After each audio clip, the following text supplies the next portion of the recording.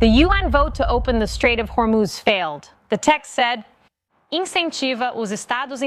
Now, the use of commercial routes in the Strait of Hormuz would be coordinated. Who would be against that?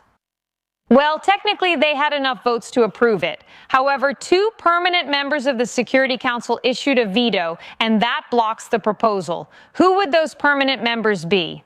China and Russia, the predictable actors. And Russia is speaking at this moment while voting against the resolution to protect the Strait of Hormuz. More details as the situation develops, but right now we're following the human chains formed in front of several power plants in Iran. You are seeing these images. They are shocking to see, Elisa, because I think Emily made a very important point here. At least in one of the videos we've seen, we have 2 that we're showing. This one is made up entirely of women. They are children. These are the most vulnerable members of Iranian society, and the ones who are most targeted, around whom everything revolves: their land, their women, children. Well, Kylie, look at the contrast between what we see here and what President Trump and the armed forces did to rescue 2 of our soldiers in enemy territory. President Trump said, no one gets left behind. The Iranian regime is willing to sacrifice its own people, leading them to slaughter. Look at the contrast. The American military effort to rescue our fellow citizens proves that we never leave anyone behind. We value human life, even Jay Johnson. Obama's Secretary of Homeland Security said that this mission was bolder than the operation against bin Laden. That's what we do in the United States of America. Compare that with what these sick, evil people, you know what, are willing to do. I can't say the word on TV, but you understand me? Yes, all the same. Let's be extremely clear. The party committing war crimes is the Iranian terrorist regime.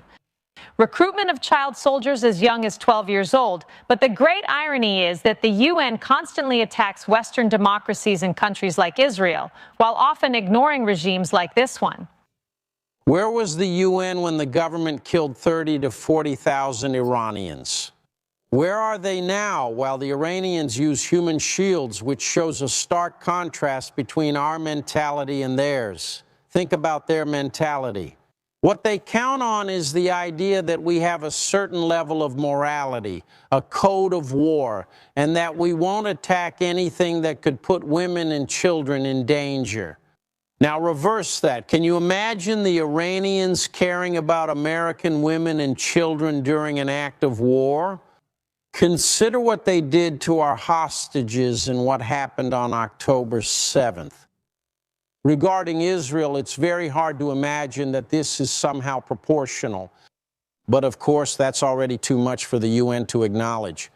All of this is a farce. We pay for them to attack. Donald Trump is watching NATO, and the UN also needs to be examined because, in my opinion, the UN has really lost its usefulness.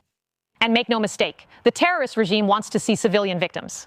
They want Democrats to do this to blame Trump. Did you see what he did? No. I would say that's a very big priority because, look, this is something a little different from the other things. We can bomb them completely. We can take them down for a while. But to close the strait, all it takes is a terrorist who somehow has a big truck loaded with a sea mine. He just throws it into the sea and warns the owners of ships that cost $1 billion. So they don't have to worry about the mines. You can do this by saying, we put mines in the water. Today is the deadline for Iran. The regime has 12 hours to reopen the Strait of Hormuz or face severe consequences after Iranian media reported that the Revolutionary Guard threatened to attack Siltawara and withhold oil for years. To talk about the war on terror, we welcome the former commander of the USS Cole, Kurt Lippold. And Commander Lippold, thank you for sharing your insight. You just heard President Trump saying that a small mine can cause so much damage and paralyze that strait. You know very well that the Iranians were probably behind the attack on the Cole. Tell me about the dangers that Iran still poses to the strait. Good morning, Griff. It's necessary to analyze not only the mines themselves, but also to consider to some extent information warfare. And the simple fact of announcing this capability already makes ships hesitate. What the Iranian regime does is strangle and control an international waterway, which cannot be allowed.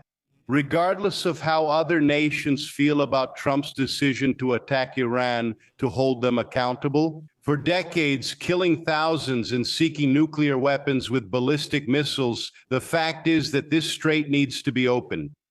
He is correct in saying that we will do whatever is necessary to ensure that Iran allows the free passage of ships through the Strait of Hormuz and the Middle East.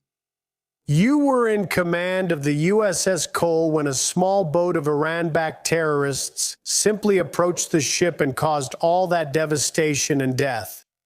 How hard will it be to stop that from happening in the Strait now? Griff, what I need to point out first is a small correction. It was Al-Qaeda who did this, but it has been proven that Iran and Al-Qaeda worked together and supported each other. That's where you find the link that connects the two. But in the end, regarding that boat approaching the USS Cole, our intelligence gave us no indication of a waterborne explosive attack. Today, what we need is to create conditions for surveillance, persistent surveillance in the Strait of Hormuz and off the islands of Larak, Keshem, and others, ensuring that if we see any preparations for laying mines or anything similar, it is destroyed quickly. Having this capability available should be a priority for the government. This was already part of the war plan, but now we see that it really needs to be implemented effectively. How important is it that the Gulf states indicate they may be willing to help open the strait, as well as the NATO countries? How important is it that other countries help us? It's essential, going back to what I said. Regardless of whether you agree with the conflict with President Trump being right to do it, if not now, then when will it be? And if not, how many lives? Give me a number. But in the end, NATO's involvement and the Middle East's involvement is beneficial for all of them. With the strait open, a constant flow of oil is guaranteed, as well as other products and goods. This will benefit not just the Middle East and Europe, but the entire world, because it also sends a signal to China about what they are doing by militarizing those islands in the South China Sea. It will not be tolerated if they use that for power projection purposes, trying to control that region of the world after an invasion of Taiwan. We need to move quickly, but why aren't China or India, the biggest users of that strait, helping to clear it? I honestly think that when you look at China, it's still a brutal communist dictatorship. They have repeatedly proven that they are not just rivals, but actually an enemy of the United States, having supported Iran. Just check some recent articles from the Wall Street Journal that prove this. In the end, India doesn't project enough power to go to the Middle East and act like that. They're a regional power and a great partner. Yes, but these two countries need to remain separate. Commander, Fox News has just confirmed that Karg Island was hit. How significant is this event, and what is your opinion about it? It's a great advance. Whatever can be done to eliminate the military capability on the island, destroy the IRGC's equipment and forces. This will give us an opportunity that, if we choose to exercise it and invade that island and actually land there to grab Iran by the economic throat, that will be a positive thing. That capability needs to be eliminated first so we can get those Marines to the shore. Commander Kurt Lippold, thank you for the analysis and for commenting on the news that Karg Island was hit. Commander, thank you. Thank you, Griff.